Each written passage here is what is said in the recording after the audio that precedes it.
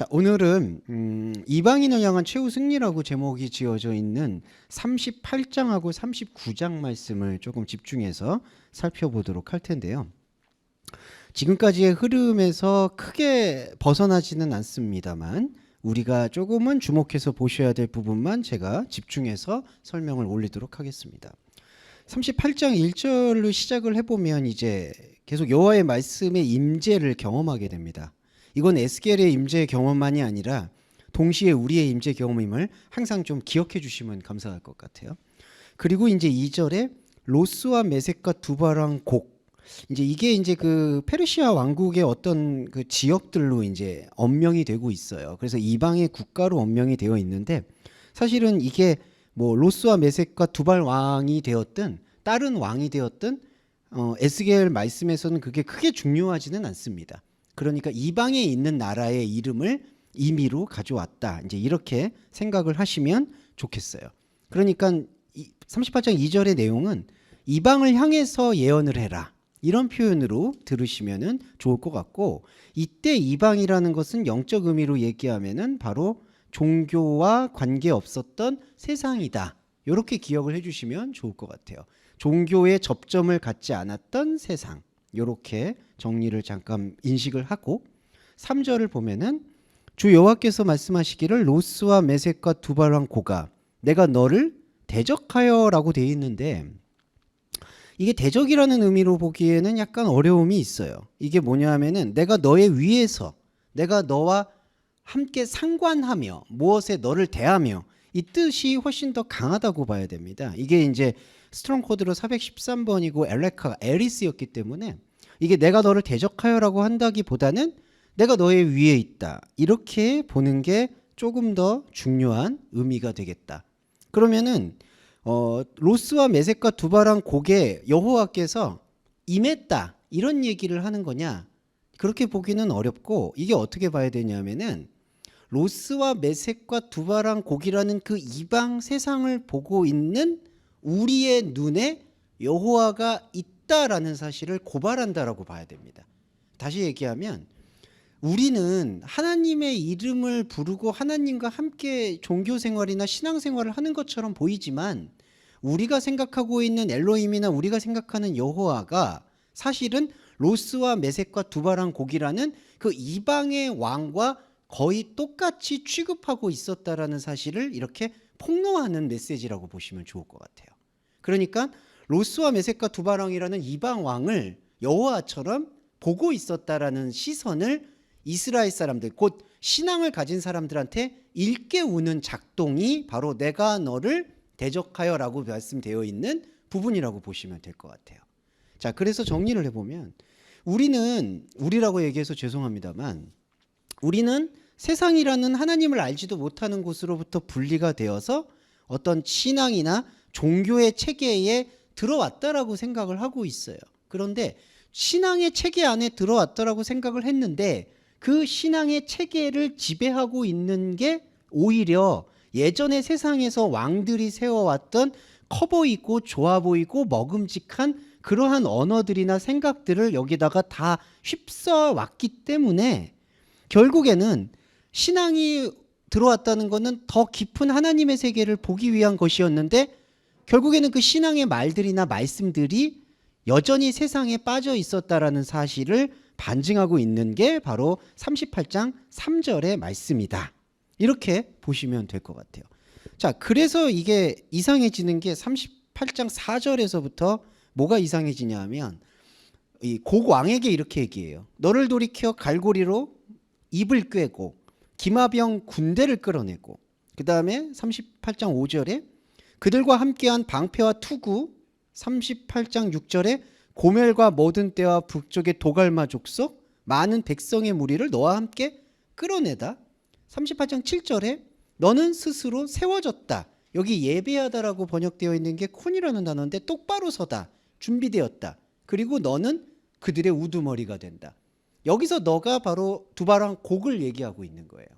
그러니까 두바랑 곡에게 여호와께서 이상한 말씀을 하고 계시는 게 뭐냐 하면 군대를 데리고 오고 그리고 많은 백성의 무리들이 너를 따를 것이고 곡 왕에게 스스로 세워졌을 것이다. 너는 스스로 세워진 왕이다라는 얘기를 하고 있다는 거죠. 그러면은 이 로스와 메섹과 두바랑 곡이 어떻게 군대를 끌어오고 스스로 세워질 수 있고 그 스스로 세워진 수많은 백성들의 우두머리가 될 수가 있겠느냐? 이게 누가 세운 거냐? 안타깝지만 종교를 통해서 구원을 얻으려고 했던 우리의 마음 안에 지배하고 있는 하나님 아닌 다른 것, 그거를 사도 바울은 다른 복음이라고 표현하거든요. 그 다른 복음이 이 이방의 왕을 세우는 거예요.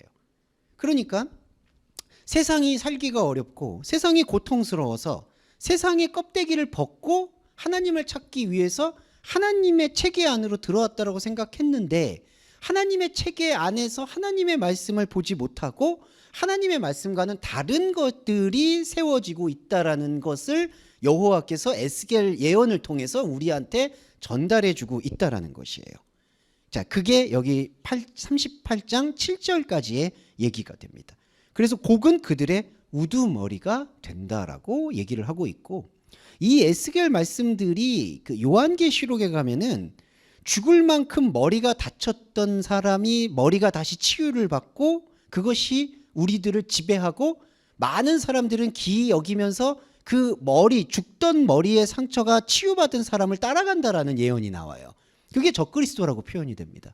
그러면 적그리스도는 어디서 왔느냐? 세상에서 오는 게 아니에요. 냉정히 말하면. 세상에서 오는 게 아니라 세상에서 벗어나려고 하나님을 만나려고 하는 인간의 마음 안에 하나님의 말씀이 스며들지 않았을 때 나타나는 선악과 현상이 바로 곡 왕을 세우는 거예요. 그게 바로 아마겟돈 전쟁을 일으키게 하는 가장 큰 요소가 되어진다. 이렇게 생각을 해보시면 되겠습니다.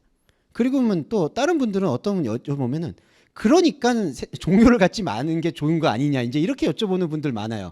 그러니까 굳이 세상에서 분리돼서 종교를 하니까 이렇게 곡 왕 같은 게 세워지는 거 아니냐 이렇게 물어보는데 그거는 전혀 개념이 달라요. 왜냐하면요, 자 종교에서 세상에서 종교로 분리되려고 하는 사람에게는 최소한의 이게 전쟁, 아마겟돈이니 뭐니 하는 감각이 있어요. 우리가 지금 말씀을 그것 때문에 볼 수 있는 거예요. 그런데 그 감각이 아예 없는 사람은 거기서부터 자유로운 거냐? 그게 아니라 더 깊은 노예 상태에 빠져 있다라는 것을 우리가 피해서는 안 됩니다.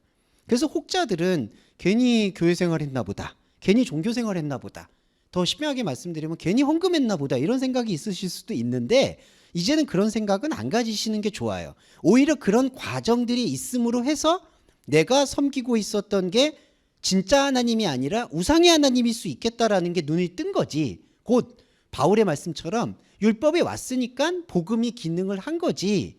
율법에 대한 생각과 인식이 없는데 무슨 세상에서 부귀영화를 누릴 수 있다라는 것은 철저한 거짓말입니다. 그래서 이제 그거는 한번 부연 설명을 드리기 위해서 말씀을 드렸어요.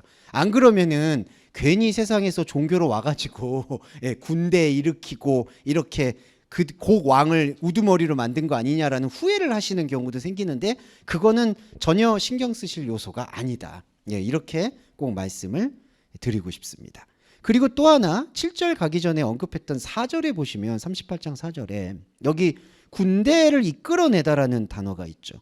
그 콜 헬레카 웰 오토와 웰 호체티, 제가 이 순서는 약간 섞여서 설명을 드렸는데 야차는 끌어내다라는 얘기인데요. 군대를 끌어내다라는 얘기는 제가 여기 프린터물에 생명과 새날을 시작하는 역설적 표현이라고 말씀드린 이유는 뭐냐 하면 이 군대가 나왔다라는 얘기는 좀 주목해 주시면 군대는 전쟁이 나타났을 때, 전쟁이 시작됐을 때 움직이는 조직이에요. 그런데 사실은 하나님을 믿는 사람들에게는 이 시작 자체가 전쟁이에요. 그런데 세상에 있는 사람들에게는, 흔히 이제 투박하게 말씀드려서 세상에 있는 사람들에게는 이게 전쟁이라는 것 자체를 인식을 못하고 있는 거예요. 그러니까 군인들이나 군대는 전쟁이 시작되는 그때 군대라는 게 정체성이 나오는 거거든요. 그런데 그게 아닌 사람, 이게 전쟁인지도 모르고 이게 싸워야 하는지도 모르고 이게 영적으로 어떻게 분리돼야 되는지도 모르는 사람들에게는 군대는 의미가 없어요. 그래서 여기 제가 왜 군대를 끌어내는 이 여호와 말씀의 현상이 복음의 시작이다라고 말씀을 드렸던 이유는 비로소 내가 처음으로 아, 현상과 세상에 살고 있는 나로서는 하나님을 알 길도 없었고 알지도 못했고 알지도 못하면 어떤 불이익이 있었는지도 몰랐던 것. 어떤 불이익이죠? 지옥이에요, 아예. 그러니까 종교로 와서 자기 안에 우상도 깨야 되는데 그 단계마저 없었던 세상에 빠져 있는 상태는 그냥 꺼지지 않는 불에 있었던, 이게 전쟁인지, 누가 나를 지배하는지, 누가 나를 약탈하는지, 내가 어떻게 짐승처럼 사는지 그것조차 아예 감각을 완전히 몰살시킨 상태가 군대도 인식을 못했던 상태라는 거죠. 그런데 여기서 여호와께서 에스겔에게 우리와에게 말씀을 주셔서 내가 섬기고 있었던 내가 섬기고 있었던 여호와가 내가 그렇게 벗어나려고 했었던 세상의 왕과 똑같은 것이었구나라는 것을 일깨우는 이렇게 일깨워지는 생명 발견 자체가 군대라는 거예요. 차박. 이게 군대라는 뜻은 그렇기 때문에 내가 반드시 말씀으로 이것을 벗어나야 되는 것이구나라는 것에 이런 움직임이 느껴지게 되는 게 바로 군대이고, 그 군대라는 것이 우리 안에 자각이 되면 그것이 곧 바로 새로운 날, 하나님의 날의 시작이다라고 생각을 하시면 되겠습니다. 그래서 이거를 다시 계시록으로 끌어와서 말씀을 드리면, 곡과 마곡에서 아마겟돈 전쟁이 일어난다라는 것 자체는 무슨 세상에서 3차 대전이 일어난다든지 종말에 어떤 것이 일어난다든지 이거는 공상과학 소설이고요. 이 곡과 마곡에서 아마겟돈 전쟁이 일어난다라는 건 이게 비로소 복음이 시작된다라는 어떤 해산의 진통의 시작을 얘기하는 것이다. 이렇게 인식을 해주시는 게 요 에스겔 말씀의 포인트다라고 생각을 해주시면 좋을 것 같아요. 자, 전쟁이 시작이 됐어요. 우리 안에 이제 세상에서 종교에서 하나 발견. 이제 내가 종교로 들어왔지만 우상의 것을 섬기고 있었구나라는 걸 발견을 해요.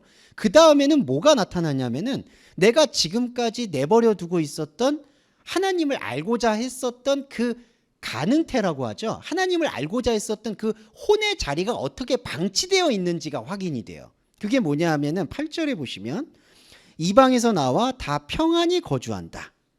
이게 어떤 백성들이냐면은 소위 선민들이라고, 내가 구원을 받았구나라고 생각하는 사람들. 그렇게 생각하는 사람들의 상태가 바로 이방에서 나와 평안히 거주하는. 그리고 9절에 많은 백성이 광풍같이 이르고 구름같이 땅을 덮고, 그 다음에 또 뭐라고 하냐면은 이제 11절에, 그리고 11절에 보시면 성벽도 없고 문이나 빗장이 없어도 염려 없이 다 평안히 거주하는 백성들에게 나아가서 물건을 겁탈하고 노력하리라. 내 손을 들어서 황폐였다가 지금 사람이 거주하는 땅과 세상 중앙에 거주하는 백성을 치고자 할 때에, 그리고 13절 볼게요. 스바와 드단과 다시스의 상인과 부자들이 너가 뺏으러 왔느냐? 너가 무리를 모아 노력하고자 하느냐? 금과 은을 빼앗으며 짐승과 재물을 빼앗으며 물것을 약탈하고 가고자 하느냐? 그리고 38장 14절에 자, 지금 평안이라는 키워드로 계속 봐주세요. 고객에 말하기를, 주 여호와께서 말씀하시기를, 내 백성 이스라엘이 평안히 거주하는 날에 내가 어찌 그것을 알지 못하겠느냐. 15절에 북쪽 끝에서 많은 백성들이 근대와 함께 끌고 와서 16절에 구름이 땅을 덮음같이 내 백성 이스라엘을 치러 올 것이다 라고 스토리가 이어집니다. 자, 이게 이제 어떤 스토리냐면은 평안의 스토리예요. 평안의 스토리가 바로 사람을, 종교를 잡아먹는다라는 뜻입니다. 자, 평안이라는 거는 어떤 의미가 있냐면요, 내가 무언가 안정적으로 거주한다라는 뜻을 갖고 있어요. 그래서 히브리어의 개념에서는 이게 집을 세우다, 기둥을 세우다라는 의미와 평안은 상당히 연결되어 있다고 봐야 돼요. 왜냐하면 유목민이었기 때문에 거주지가 일정치 않았습니다. 그 거주지가 일정치 않았던 히브리 문화에서 나오는 평안이라는 개념은 하룻밤을 제대로 잘 수 있는 장소라는 게 평안함이란 뜻이에요. 그런데 히브리라는 원래 뜻이 뭐냐 하면, 하나님을 만난 자는 이 땅에 머리를 두지 않고 영원히 하나님과 함께 하나님을 시간을 살아가는 사람이 된다라는 뜻이 있어요. 히브리라는 것 자체가. 그런데 히브리 사람들이 생각하는 현상적인 마음의 평안함은 땅에다가 발을 디디려고 하는 마음과 일치를 한다는 거죠. 자, 여기서 결정적으로 하나님이 생각하는 평안과 샬롬과 사람이 생각하는 샬롬은 분리가 돼야 돼요.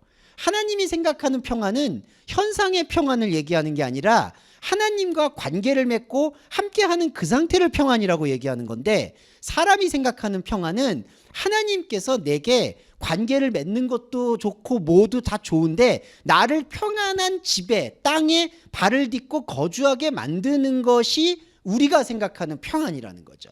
그러니까 필연적으로 하나님이 말씀하시는 평안에 귀를 기울이지 않고 우리가 생각하는 평안에 귀를 기울이면 필연적입니다. 필연적으로 이 곡의 왕은 군대를 이끌고 와서 이스라엘 백성을 칠 거고 그 물건을 노략한다라는 뜻이에요.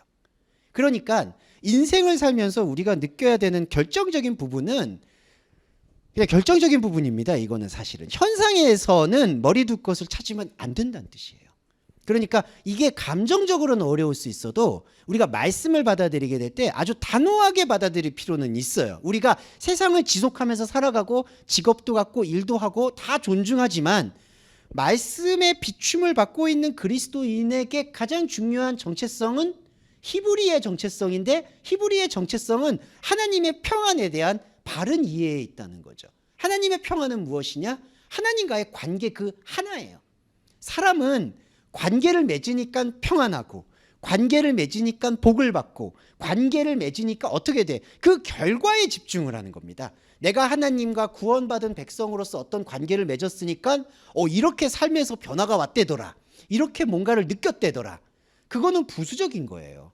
저희가 비록 예배 끝에 배려의 기도도 하지만 그거를 전혀 무시하고 경멸하는 것도 절대로 아니지만, 우리가 진짜 기도해야 된다라고 한다면은 하나님의 평안을 알게 해달라는 기도가 우리의 궁극적인 기도가 돼야 된다는 거예요. 그래야지 이 곡 왕이 이렇게 난리를 치지 않는 거예요. 곡 왕이 왜 이렇게 15절과 16절에서 북방에서부터 능한 무리와 능한 군대와 큰 무리를 끌고 와서 구름이 땅을 덮음같이 백성 이스라엘을 칠 수 있을까요? 누가 이 자격을 줬을까요? 율법을 안 지켜서 이게 아니에요. 하나님에 대한 생각의 이해를 갖지 않는 상태가 필연적으로 곡 왕이라고 명칭되는 이방의 왕을 끌어올 수밖에 없다는 걸 설명을 하는 겁니다. 그래서 에스겔의 단호함은 어디에 있냐면은, 이거를 또 잘못 해석하시는 분들은 잘못이라고 저는 말씀드리고 싶은데, 이스라엘 백성들이 하나님을 제대로 섬기지 못하고 율법을 어기니까 하나님께서 세상의 왕을 들어 쓰셔서 이스라엘 백성들을 율법을 잘 지키도록 정신 차리라고 이방의 왕들에게 칼을 쥐어줬다라고 생각을 많이 하는 경향이 있어요. 그래서 심지어 한국의 몇몇 목사님들은 이런 설교도 하죠. 우리가 뭐 식민지 생활한 것도 하나님께서 우리 동방민족을 단련시키려고 이렇게 시련을 주신 거다. 근데 대동소이하게도요, 고난을 해석할 때 그런 설교들을 많이 하세요. 그리고 고난을 상담할 때도 그렇습니다. 하나님께서 당신을 더 큰 인물로 쓰시기 위해서 지금은 더 고난과 시련과 연단의 시간을 보내는 거다. 근데 여러분, 이게 인간의 혼적인 감성으로는 달콤한 메시지예요. 왜냐하면 내가 미래에 가면은 훨씬 더 하나님께서 높은 상급 혹은 현상에서 높은 것을 주시기 위해서 내가 지금 여기를 견디는구나. 사람은 사실은 어려울 때 그렇게 견디는 법이거든요. 근데 그게 죄송한 말인데 가장 큰 복음의 현혹이 돼요. 하나님은 그렇게 그런 미래, 인간의 시간의 미래를 보장해주고 내가 더 많은 걸 줄게, 보상해줄게 하는 그런 프레임에 묶이지 않아요. 하나님 언약은 그게 아니에요. 하나님이 원하시는 바는 그렇게 생각하는 우리의 고리를 끊어내야지 이 북에서부터 올라오는 이 군대가 소멸이 된다라고 선포를 하시는 거예요. 그 기대를 버리라는 거예요. 기대를 버리고 하나님을 기다리라는 거예요. 이 기다리라는 게 뭐 언제 오시겠지 이게 아니라 내 안에 계신 하나님의 말씀을 찾으라는 뜻입니다. 그래서 이게 결정적으로 십계명의 제1계명을 지키는 자세인데, 나 외에 다른 신을 섬기지 않으려면은 내가 땅의 뿌리를 받고 있는 이 땅의 언어, 하나님 언어가 아닌 땅의 생각, 이 땅의 생각에 대해서 이 땅의 생각은 하나님 생각이 아니다라는 말씀의 선포를 내 자신에게 스스로 선포를 해주는 거예요. 이게 다른 신을 섬기지 않는 유일무이한 방법이다. 그러면 내 안에 뭐가 있죠? 그리스도가 계십니다. 그리스도와의 관계성만이 중요한 거예요. 그 이후는 우리의 몫이 아닙니다. 그 이후는 우리의 현상이 아니에요. 그것은 이제 하나님께서 움직이게 되는 현상이 되어진다. 이렇게 말씀을 드릴 수 있을 것 같아요. 예, 이게 이제 38장에서 강렬하게 나타나는 거고, 38장 19절 프린터는 다음 장으로 잠깐 보시면 이게 이제 포인트가 되는데요. 우리가 이제 말씀을 볼 때 한 가지 단어들이 나오면 그거에 대해서 한 가지 적용만 하게 되는 경우가 있는데, 구약에서의 히브리어는 그렇게 적용하면 곤란합니다. 무슨 뜻이냐면, 자, 하나님께서 스스로 질투와 맹렬한 노여움으로 말했다라고 얘기할 때 이제 베키니티, 이게 질투식이라는 히브리어인데, 이게 어떤 때에는 두 가지 의미로 쓰일 때가 있어요. 나는 질투의 하나님이다 이렇게 표현할 때에는요, 그게 어떤 의미냐 하면은 나는 다른 대상을 보지 않고 너하고만 상관을 하겠다라는 약속의 표현을 할 때 질투의 하나님이라는 단어를 쓸 때가 있습니다. 자, 그런데 38장 19절 같은 경우에서는 뒤에 질투만 쓰인 게 아니라 맹렬한 불이라는 그 베에쉬 에베러티가 함께 쓰여요. 맹렬한 노여움.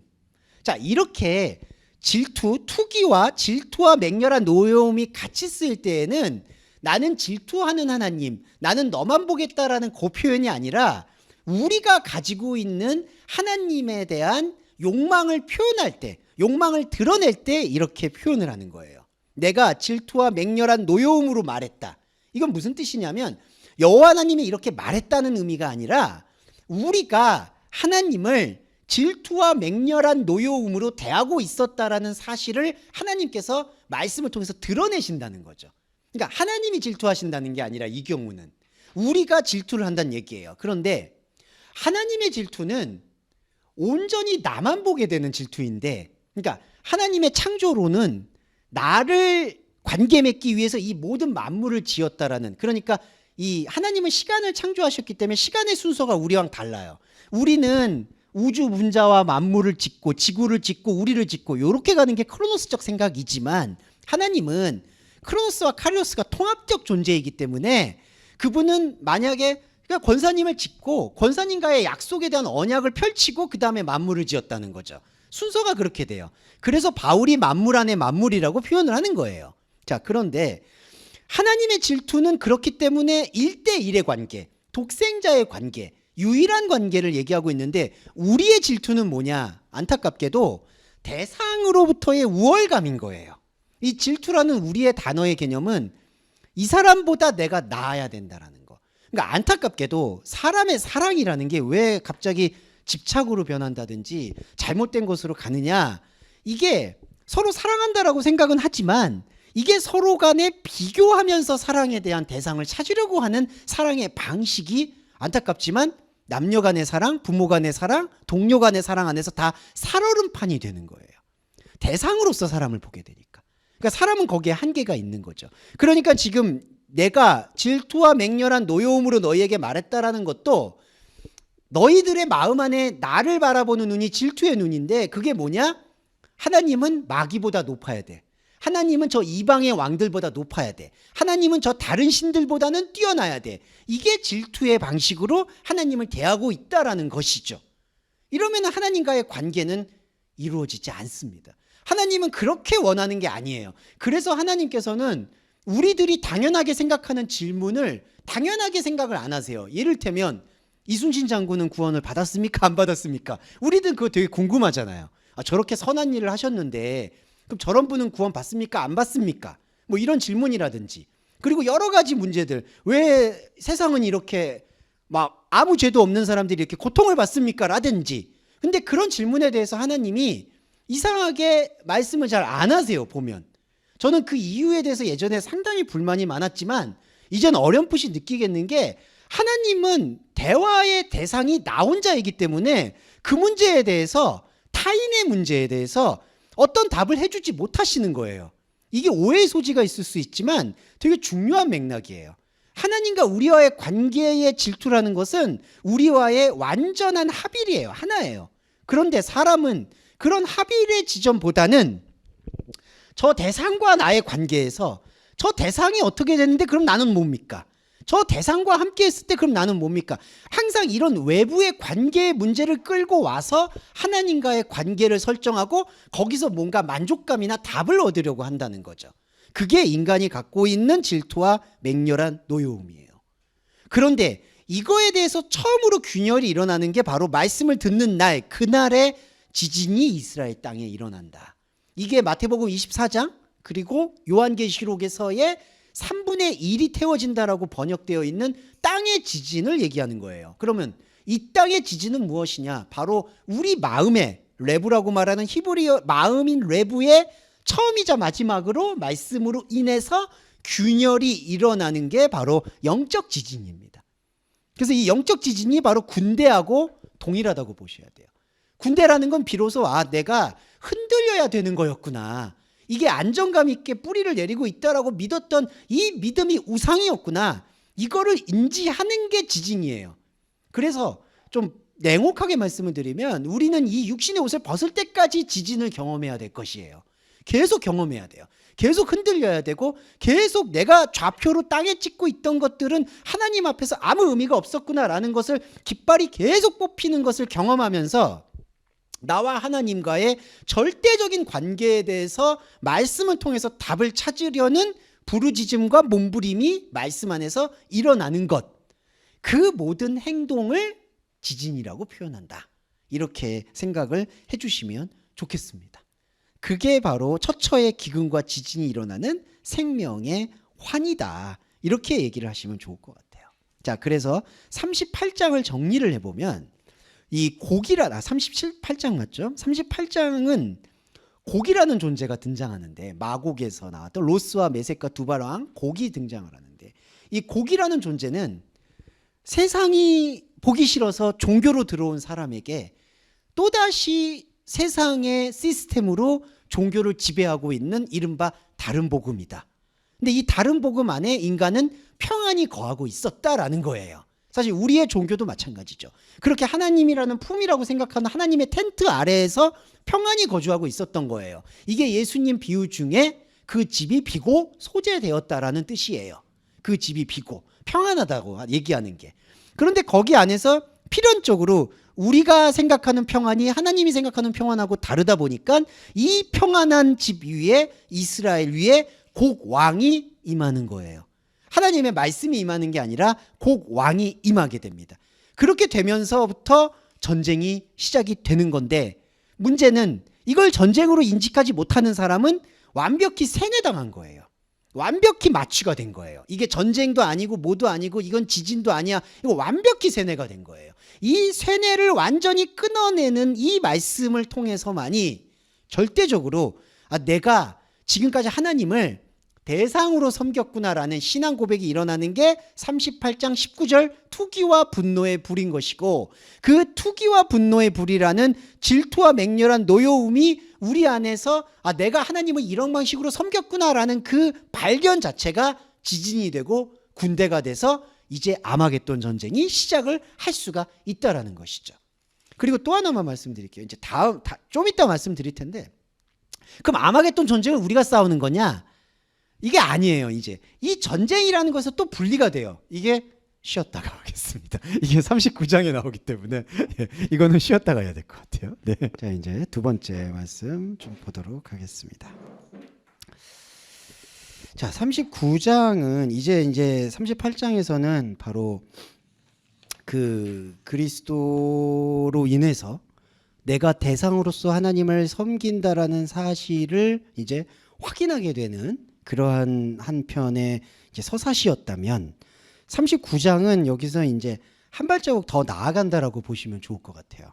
뭐냐면 39절에 그러므로 인자야 너는 고객에 예언하여 이르기를 이제 이렇게 됩니다. 고객에 예언을 한다는 얘기는 이제 곡을 봤다는 얘기거든요. 그러니까 저나 권사님께서 내가 무엇을 섬기고 있었는지를 이제 확인하게 되었다는 거죠. 내가 우상을 섬기고 있었다. 더 쉽게 말씀드려서 내 자신이 다른 신이었구나.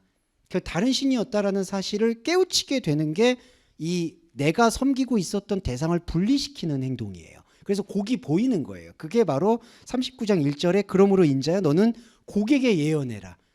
곡이 보이니까 예언을 할 수가 있는 거예요. 지금 감히 말씀드리면 저희가 이 시간을 통과하니까 이제 곡이 드러난 거라고 볼 수가 있는 거죠. 그래서 곡이 드러나서 로스와 메섹과 두바랑 고가 내가 너를 대적하여 라고 했는데 이제 이것도 대적이 아니라 너의 위에서 이제 너의 위로 덮을 것이다 라고 표현이 되면서 뭐가 되어지냐면은 39장 3절하고 4절에 4절 볼게요. 너와 내 모든 무리와 너와 함께 있는 백성이 다 이스라엘 산 위에 엎드려지리라. 지금 뭐냐면 곡 왕을 예언하고 있는 거예요. 곡 왕의 백성들까지. 그리고 39장 3절에 너의 활을 쳐서 손에서 떨어뜨리고 너의 화살을 너의 손에서 떨어뜨린다. 떨어뜨린다라고 하는데 이게 뭐냐면은 화살이거든요.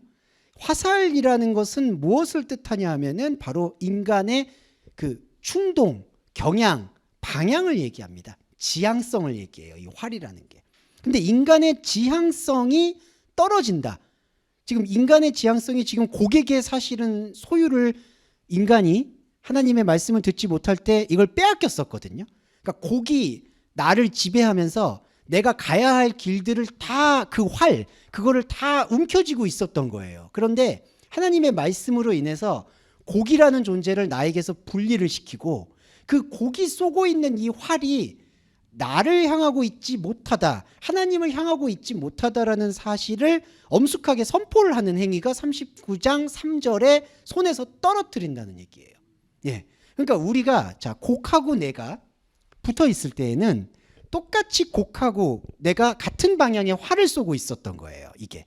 그러니까 이게 바로 하마르티아 상태거든요. 하마르티아라는 죄라는 뜻이 관역이 완전히 다른 관역에다가 활을 쏘고 있는 상태를 하마르티아 죄라고 얘기를 해요.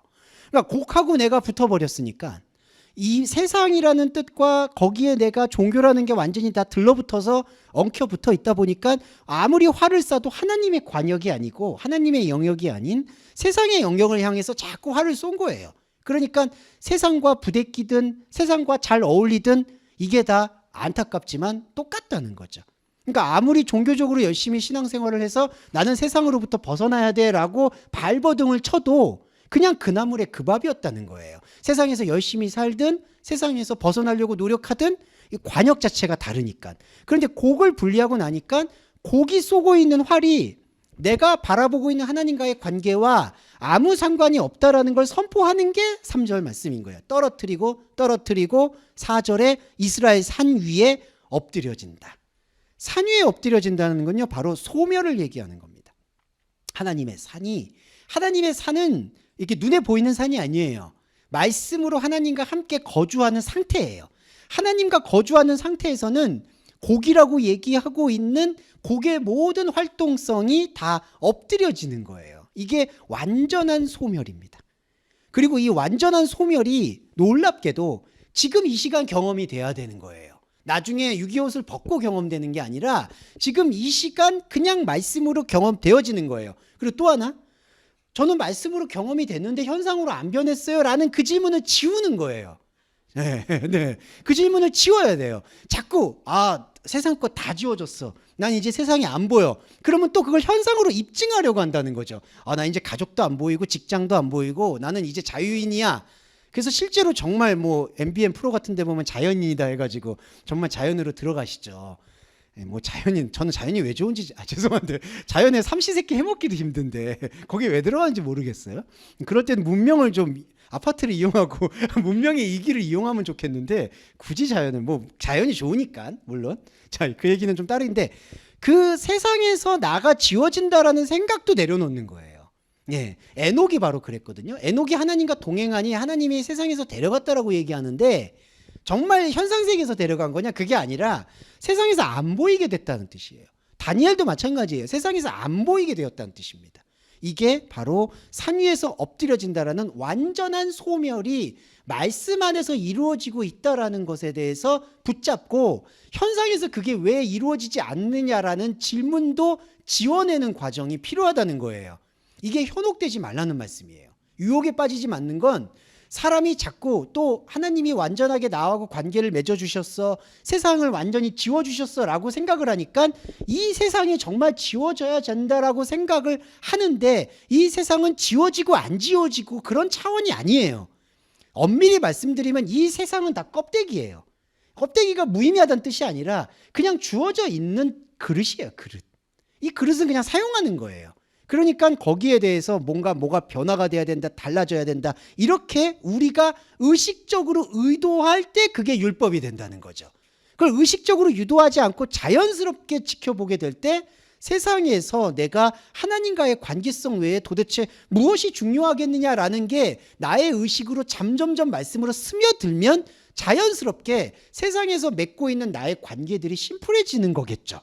네. 왜냐하면은 예전에는 죄송한 말이지만 세상과 관계를 맺고 있는 것 자체가 나의 전부였던 시절이 있는 거죠. 지금도 그런 잔재들이 있고. 그런데 그런 것들을 말씀 선포를 통해서 계속 끊어낼 때 자연스럽게, 제가 자연스럽다는 말씀을 드리는 거는 결코 인위적일 필요가 없으니까 그냥 자연스럽게 그 관계가 점점점 스무스해진다. 스무스해진다는 게 관계가 무슨 나빠지고 멀리하게 되고 이것과는 관계가 아닙니다. 그런 게 아니라 관계는 관계대로 더 최선을 다해서 돼야 돼.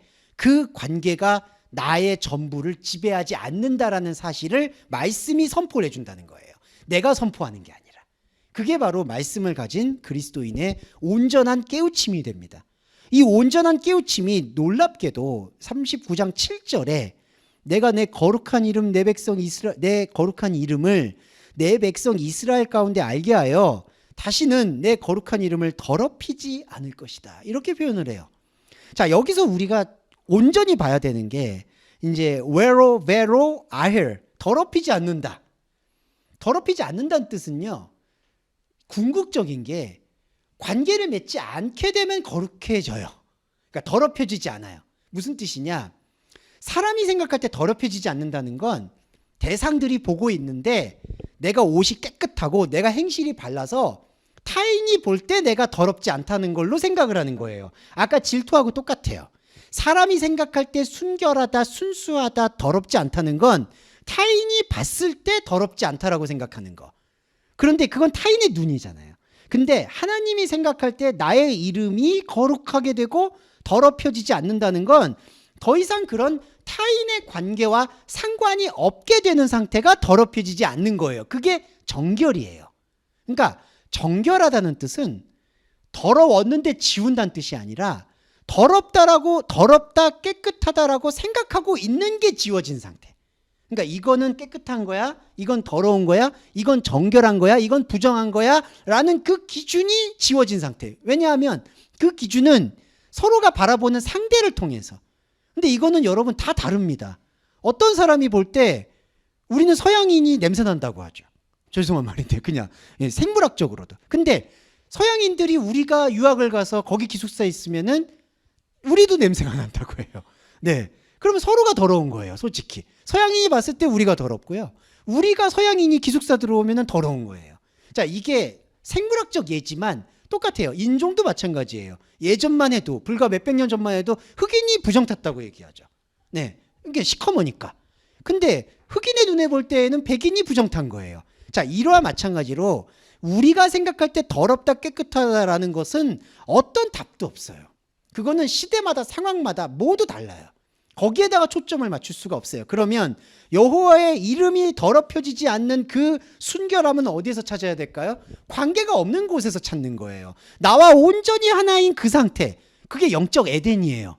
그 영적 에덴이 보이면, 그 영적 에덴이 말씀으로 실현이 되면 그날은, 하나님의 말씀을 듣는 그날은 어떤 누구의 대상이나 어떤 누구의 현혹됨이나 어떤 누구의 말이나 어떤 누구의 가치관이나 어떤 누구의 시선도 범접할 수가 없는 거예요. 이게 천국입니다. 이걸 절대적으로 소유해야 돼요. 이게 침노하는 자의 것이에요. 이게 절대적이에요. 그게 더럽혀지지 않는 거예요. 남들이, 그러니까 다른 종교로 봤대. 뭐 사탄이 나를 더럽다라고 하는데 나는 사탄아 물러가라 해서 나를 보호한다? 말도 안 됩니다. 그 사탄아 물러가라고 했을 때, 이미 대적 기도를 했을 때 그 사람은 사탄의 밥이에요. 죄송한데 사탄을 대상으로 생각하고 있으니까 이게 완전히 지워지는 상태가 오는 거예요. 그게 바로 에스겔에게 임했던 여호와의 말씀이고 우리의 말씀이에요. 자, 이렇게 우리의 말씀이 들어오면 무서운 게 이건데, 무섭다고 표현해서 그런데, 이제 39장 8절에 주 여호와의 말씀이다. 그날이 와서 이루어지니 내가 말한 날이 그날이다. 이게 바로 말씀이 들리는 날이 그날이고, 그날이 깨끗한 날이다. 더럽혀지지 않는 날이다. 더럽혀지지 않는다는 날은 하나님과 나 외에 다른 것이 아무것도 보이지 않는 상태. 그러니까 여러분, 이거를 계속 마음이나 의식으로 조금은 시뮬레이션을 해줄 필요가 있어요. 이게 무슨 뜻이냐면은, 사람이 단둘이 있는 거에 대해서 못 견디는 경향이 있어요. 무슨 뜻이냐? 이거는 되게 우매할 수도 있지만 중요한데, 나하고 하나님과 같이 있다라는 이 자체가 천국이라고 말씀을 하셨는데, 그 다음에 뭐 하지? 라는 생각이 드실 수 있잖아요. 이게 영원히 같이 가는 거거든요. 하나님과 그냥 권사님과 계속 있는 거예요. 그러면 이상하잖아. 저는 좀 이상하더라고요. 아니, 이렇게 하나님과 둘만 있으면, 그럼 이게 뭐야? 이거 뭐 하고 살아?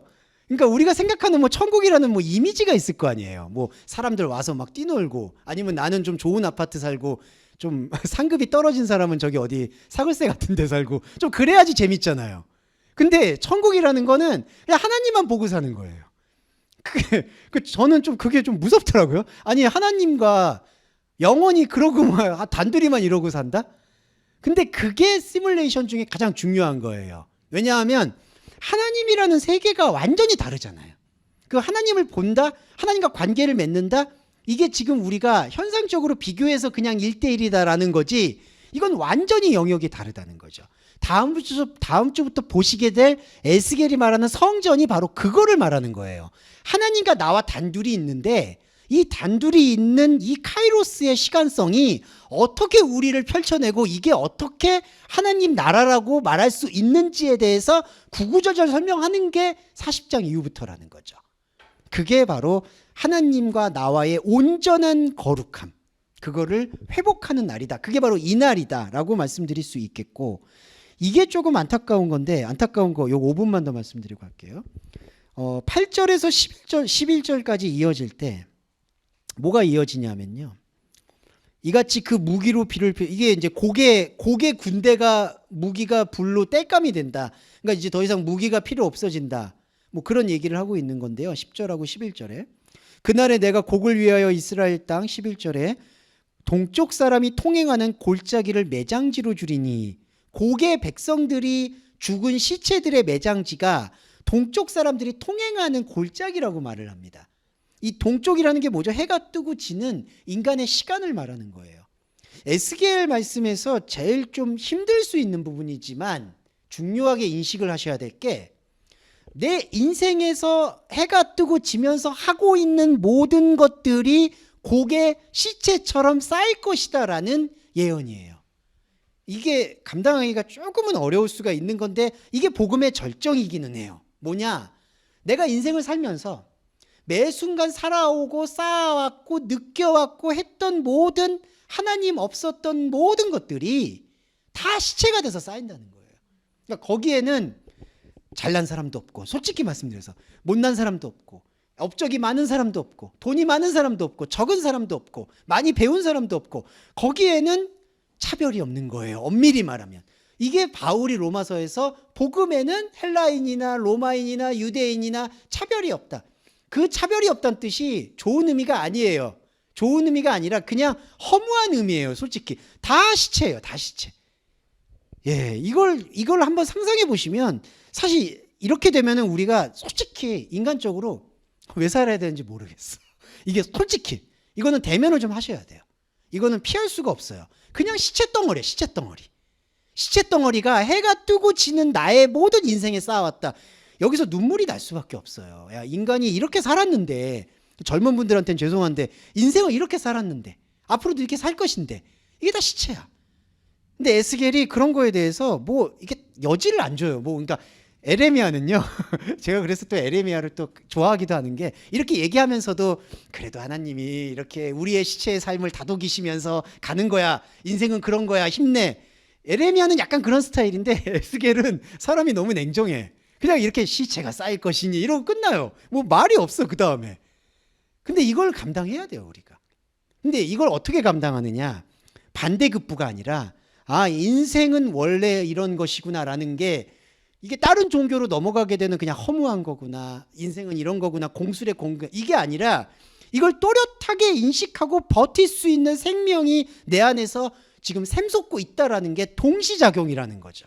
하나는 나의 인생이 완전히 시체가 돼서 쌓이는 걸 보는 거고, 또 하나는 저번에 마른 뼈도 말씀드렸지만 여기는 완전히 마른 뼈인데 동시에 하나님과 함께하는 영원한 생명성, 영원한 하나님의 안식, 그게 보인다는 거죠. 그게 보이는 게 절정의 하나님 감각이에요.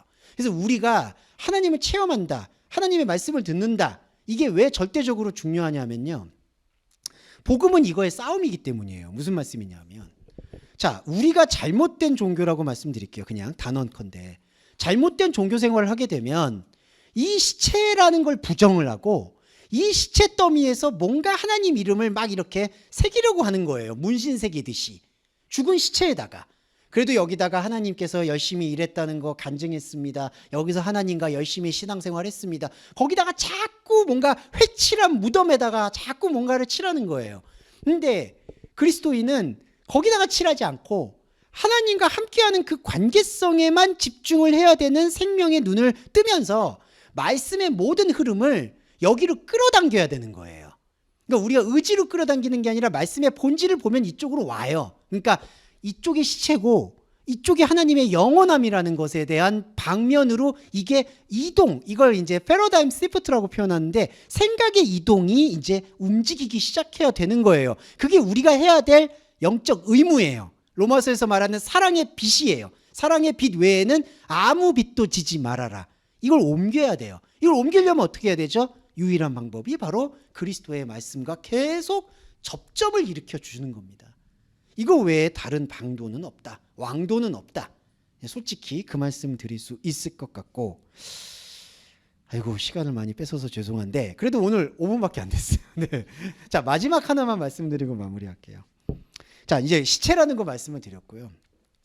시체 말씀드리면 이제 제가 감수성이 너무 예민한 사람이라 짜증이 나서 그래요, 제가. 아니 그러면 내가 지금까지 죄송해요. 글도 열심히 쓰고 뭐 열심히 살았는데 이거 다 시체래. 그러니까 막 이렇게 막 짜증이 밀려오는 거야. 그럼 내가 또 앞으로 뭐 어떡하지? 근데 이게 계속 되면 되는데 근데 또 하나님의 황홀함이 들어오고 이게 참 교차하는 게 묘해요. 묘해서 말씀을 드리는 거예요. 에스겔도 되게 묘했던 것 같아요. 그래서 말씀을 드렸습니다. 자, 시체가 쌓이는데 17절에 보시면 주 여호와께서 이같이 말씀하시는데 너 인자야 새와 짐승에게 이르기를 너희는 모여오라 내가 너희를 위한 잔치 곧 이스라엘 산 위에 예비한 큰 잔치로 너희는 사방에서 모여 살을 먹으며 피를 마실지어다. 뭐 그러면서 너희가 용사의 살을 먹으며 세상 왕들의 피를 마시기를 바산의 살찐 짐승 그리고 19절 내가 너희를 위하여 예배한 잔치의 기름을 너희가 배불리 먹으며 그 피를 취하도록 마시되 내 상에서 말과 기병과 용사와 모든 군사를 배부르게 먹을지니라 주 여호와의 말씀이니라. 이 17절에서부터 20절 말씀에 가장 큰 오해가 뭐냐 하면요, 이게 어떤 거냐면요, 너희들이 이방의 왕들을 다 싸워 무찔러 이기고 그들이 말하는 그들의 노략물들을 먹고 마시며 그들의 피에 취할 것이다, 이렇게 이해를 하는 경향이 있는데 그게 아니라 이게 시체인 너의 모습이다라는 걸 보여주는 거예요. 예. 이게 예비한 큰 잔치라고 되어 있는데요. 17절에 이 잔치라는 단어는 제바흐라는 단어가 쓰여서 이게 희생제사라는 뜻입니다. 그러니까 잔치라고 엄밀히 말하면 안 돼요. 예비한 큰 제물이라고 봐야 돼요. 그런데 제물은요, 본질적으로 하나님은 우리에게, 여러분 자신에게 제물을 요구하지 않아요. 이게 무슨 뜻이냐? 아벨의 양이 있죠. 카인과 반대로. 근데 아벨은 아벨과 양이 동격이에요. 그러니까 결국 아벨은 아무것도 드리지 않았다는 얘기예요. 자기 자신의 존재를 노출시켰다는 뜻입니다. 아벨이라는 게 헤벨, 허무하다는 뜻이거든요. 텅 비었다는 뜻입니다. 아무것도 없음을 고백한 게 하나님 앞에 산제사예요. 로마서에서 말하는 거룩한 산제사를 드려라는 뜻이 그거예요. 제사를 진짜 드리라는 뜻이 아니라 내가 아무것도 드릴 수가 없음을 고백하는 게 진짜 예배인 거예요. 근데 여기서는 너희들이 지금 이 큰 희생 제사 속에서 나타나고 살을 먹고 피를 마시면서 그거에 취해서 도취된 상태로 계속해서 나아가고 있다라는 사실을 폭로하는 게 17절하고 20절 말씀이라는 거죠. 이게 잘못 들으면 하나님께서 산 위에 이러한 잔치를 마련했으니까 너희들을 괴롭혔던 이방 백성들의 피를 마시면서 취해라, 이 뜻이 아니라요, 너희들이 그 기대를 갖고 있는 것이 너희들이 잘못 생각하고 있는 재물이다. 희생 재물, 잘못된 재물이라는 거죠. 그리고 대표적으로 잘못된 재물이 이게 어떻게 상징적으로 우리한테 육박해서 들어왔느냐, 예수님의 피가 여기서 잘못 쓰이는 거예요. 아, 예수의 피가 이런 희생 제물이 되셔서 나의 죄를 사해 주셨구나. 이게 맥락만 보면 딱 좋아 보이는데 진짜 우리 죄를 사해 주셨다는 건 뭐냐면요, 이런 희생 제물을 충족시켜 줬다는 게 아니라 이런 희생 제물을 잘못 드리고 있는 우리의 생각을 완전히 끊어낸 게 십자가 복음이라는 거예요. 그러니까 이 제물을 드리지 말라고 선포한 게 복음이고 십자가예요. 그래서 그 십자가를 받아들일 때만이 이 복음이 우리 안에 말씀에 명징하게 울릴 때 부활이 나타나는 거지, 그 희생제사를 계속 드리고 있으면서 그 희생제사에 이제는 영단번 제사인 예수님이 왔어 라고 얘기하면 그 제사가 계속 유지되잖아요. 그럼 그 제사가 유지되는 거는 바로 이 에스겔서에서 말하는 피에 취한 상태가 된다는 거죠. 말씀에 취한 게 아니라 이방인의 피에 취한 상태, 노아가 포도농사 짓고 취한 상태, 바로 그 상태밖에 안 된다는 겁니다. 그래서 22절에 그날 이후에 이스라엘 족속들은 내가 여호와 자기들의 하나님인 줄 안다. 그날 이후라는 게 이게 메타 용법이라고 해서, 아, 이러한 의미들, 내 인생과 이방은 골짜기 시체였고 나의 인생은 모든 것이 시체로 돌아가지만 나와 하나님과의 영혼의 관계 속에서는 누구도 범접할 수 없는 하나님과의 더럽히지 않는 이름이 생명책에 심겨져 있고, 그 생명책에 심겨져 있는 나는 더 이상 율법의 제사를 드리지 않겠다라는 영적인 눈이 뜨게 되는 거, 그게 여호와의 영이 쏟아지는 거예요. 29절에 여러 민족, 여기 29절에 넘어가서 이 마지막 볼게요. 내가 다시는 내 얼굴을 그들에게 가리지 아니하리니 내가 내 영을 이스라엘 족속에게 쏟았습니다. 족속이 아니라 아들입니다. 아들. 우리 나 자신, 여호와의 영이 쏟아 부어지는 거예요. 예. 이거 왜 무슨 복음이 필요한, 이거는 진짜 그 이상도 이하도 아니에요. 이게 완전한 충족이에요. 여기 안에는 더럽힐 게 없습니다. 이게 온전한 하나님의 복음의 완성이다라고 보시면 되겠습니다. 그런데 다음 주 저희가 봐야 될 게 뭐냐면, 다음 주 예고편을 드리면 에스겔도 지친 거야. 이게 무슨 말이냐, 아까 말씀드렸던 하나님과 유일하게 가는 게 도대체 무슨 낙이 있으며, 아니 진짜 저하고 똑같은 아마 질문일 거예요. 아니 그냥 둘이 무슨 흙 파먹고 살 것도 아니고, 죄송한데 사랑하는 연인도 한 달 보는데 그냥 맨날 얼굴 봐봐, 이게 좀 이상하지 않을까요? 죄송합니다. 갓 신혼을 시작하신 분들도 계시는데 제가 이런 말씀 드릴 거는 좀 송구스럽지만, 예. 아니 둘만 얼굴만 보면 행복할게. 죄송해요, 제가 너무 비관주의자라 그런가 봐. 아니 하나님과도 계속 그냥 가만히 있어, 이게 뭐야. 뭐 상급도 없어. 뭐 비교해서 나는 좋은 집에도 못 살아. 저는 이제 그런 욕망이 강한 사람이라 너무 이상한 거예요. 근데 에스겔도 그랬나 봐요. 40장 이후부터 하나님과 관계를 맺는 그 성전, 이때 성전이 눈에 보이는 성전이 아니라 바로 영적 시스템, 그 영적 시스템을 설명하는 게 진짜 압권이에요. 그걸 다음 주부터 한번 살펴보면 좋을 것 같습니다. 네, 오늘은 여기까지 말씀 마무리하도록 하겠습니다. 네, 배려의 기도와 주기도문으로 함께 예배 마무리하겠습니다. 사랑해 주님 감사합니다. 우리가 세상에서 벗어나서 하나님을 믿는다고 하였지만 세상의 말과 세상의 욕망으로 또 하나님을 세우고 그 우상의 하나님에게 헌납당하여서 너무나 괴로운 삶을 살았음을 엄숙히 고백합니다. 종교가 솔직히 야속합니다. 하나님의 말씀을 빙자하여 장사를 하는 사람들도 너무나 많으며 자신들이 그 장사를 하는지조차 깨우치지 못하고 진심을 다하니 답답하기 그지없습니다. 주님, 그러나 우리에게 말씀을 허락하셔서 이 인생 자체가 시체더미임에도 그 인생을 긍정하고 살아갈 수 있는 하나님의 말씀을 주심을 진심으로 감사드립니다. 이 말씀 위에 다른 것이 없음을 엄숙히 고백하는 이 선포의 순간, 하나님의 나의 영이 되어주시고 내가 하나님과 함께하는 영원한 나라가 이루어졌음을 고백하는 생명 고백 앞에 그 어떤 것도 우리의 고백을 훼손할 수 없음을 또한 고백합니다. 사랑하는 주님, 그럼에도 불구하고 우리가 살고 있는 현상의 삶은 여전히 지속되고 있습니다. 하나님을 알지 못하는 사람들로 인해서 분탕질 당한 여러 시스템들, 경제적 어려움, 건강의 어려움, 그리고 관계의 어려움들이 숱한 지뢰밭처럼 우리를 괴롭히고 있습니다. 주님, 구하옵기는 우리가 이런 것들을 처리하느라 하나님 말씀과 온전히 하나 되는 것들이 시간적으로도 정신적으로도 정신이 분산될까 봐 두렵습니다. 구하옵기는 배려해 주셔서 관계의 어려움, 경제적인 어려움, 그리고 몸의 건강을 잘 붙들고 수명을 다할 때까지 건강을 잘 유지하면서 하나님 말씀을 온전하고 또렷한 정신으로 느낄 수 있도록 축복해 주시기를 간절히 바랍니다. 적어도 우리 동서말씀교회 교우 여러분들의 정신과 마음은 온전히 깨어나서 마지막 순간까지 육신의 옷을 벗을 순간같이 에녹과 같은 하나님의 말씀만 붙잡는 존재가 될 수 있도록 약속해 주실 것을 믿음으로 고백하며 예수 그리스도의 이름으로 기도드립니다. 아멘. 주기도문 함께 하겠습니다. 하늘에 계신 우리의 아버지여, 이름이 거룩히 여김을 받으시오며 나라에 임하옵시며 뜻이 하늘에서 이룬 것 같이 땅에서도 이루어지이다. 오늘날 우리에게 이러한 양식을 주옵시고 우리가 우리에게 죄 지은 자를 사하여 준 것 같이 우리의 죄를 사하여 주옵시고 우리를 시험에 들게 하지 마옵시며 다만 악에서 구하옵소서. 대개 나라와 권세와 영광이 아버지께 영원히 있사옵나이다. 아멘.